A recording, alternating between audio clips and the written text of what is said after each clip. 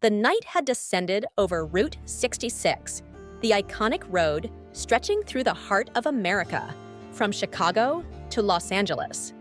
The headlights of John's classic 1967 Chevrolet Impala pierced the darkness, casting glowing patches of light on the old asphalt. The car's lights reflected off metal signs, announcing towns and historic sites along the way.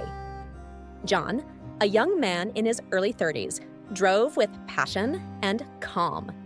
His short brown hair was covered by an old cowboy hat, and he wore sunglasses despite the darkness. Classic rock music blared from the car radio, adding a note of nostalgia and romance to the journey. This was John's first trip on Route 66, a trip he had been planning for years. Finally on Route 66, the journey I've dreamed of for so long. Nothing beats this freedom, the open road ahead of me, and adventure waiting around every turn, John said aloud to himself, feeling a rush of exhilaration. As John drove, the roads grew more isolated and dark, with massive trees on either side, imparting a sense of awe and mystery. The further he got from the city, the clearer the sky became, filled with twinkling stars that seemed to chart his path into the unknown. After a short distance, John noticed a figure standing by the roadside in the dark. He drew closer and realized it was a young woman, appearing to be in her late 20s, waving for help. He slowly pulled the car over beside her and turned on the interior lights. Amy was wearing a simple white dress, her long hair flowing in the night breeze. She looked distressed and frightened, but her eyes held a glimmer of hope when the car stopped. John rolled down the window and looked at her with a reassuring smile, saying, "Do you need help?" The woman replied hesitantly, "Yes, my car broke down, and I don't have a phone. Can you take me to the nearest station?" John smiled and said, "Of course, hop in." Amy got into the passenger seat and gently closed the door. The scent of the night air mixed with the faint perfume she wore. John began driving again, the car moving smoothly on the dark road. "Where were you headed?" John asked, looking at her curiously. "I was on my way to Los Angeles to see my family. I didn't expect my car to break down in such an isolated place," Amy replied, trying to appear calm. "Don't worry, we'll reach a gas station soon.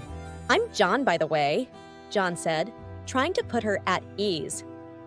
"Nice to meet you, John. I'm Amy," Amy replied with a faint smile. As they continued down the road, Amy began speaking softly, as if recalling memories from the past. She spoke of her previous adventures and the people she had met, but there was something strange about her manner, as if she didn't belong to this time. "You know, John, there's something strange about this road. Many people talk about spirits and ghosts roaming around," Amy said in a mysterious tone. John laughed and said, "Yes, I've heard some stories, but I never believed them. Have you ever encountered anything like that?" Amy smiled enigmatically and said, "Maybe. There are many unbelievable stories, but they happen. Perhaps we're part of a story now." John laughed and said, "You seem like you came from another time. Do you really believe these stories? There are many things we don't understand, but they happen. You must be open to all possibilities," Amy said with a mysterious smile. The car reached a small gas station illuminated by old neon lights. The place seemed almost deserted, except for the faint light coming from inside the small shop. John stopped the car and turned off the engine, then turned to speak to Amy, but found the seat beside him empty. The car was eerily quiet, as if Amy had never been there. In shock, John said aloud, "Amy, where did you go?" John began searching around the station, but there was no trace of the girl he had just picked up. A chill ran down his spine as he wondered if the story Amy had told him was true.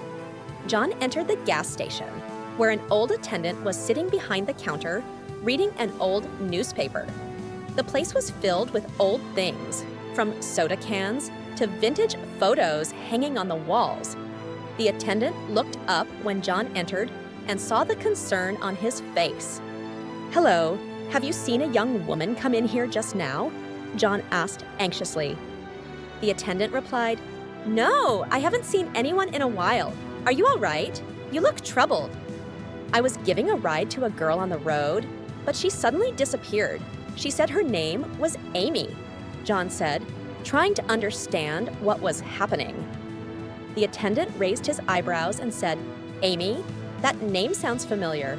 There's an old story about a girl named Amy who had a car accident on this road many years ago." In astonishment, John said, "What? Do you mean she could be a ghost?" The attendant replied, "I don't know, son, but there are many strange stories about this road. Be careful."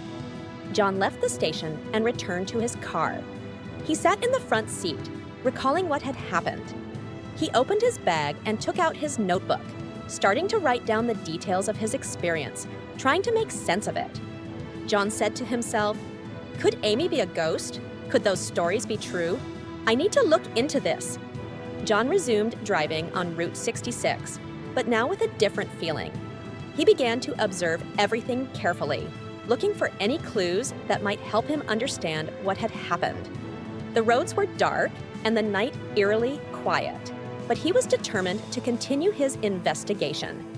John thought to himself, "I'll visit local libraries and gather all the information I can about this road. There's something mysterious here, and I have to uncover it." John continued his journey on Route 66, but now he had a new goal: to unravel the mystery of Amy and the enigmatic stories surrounding this legendary road.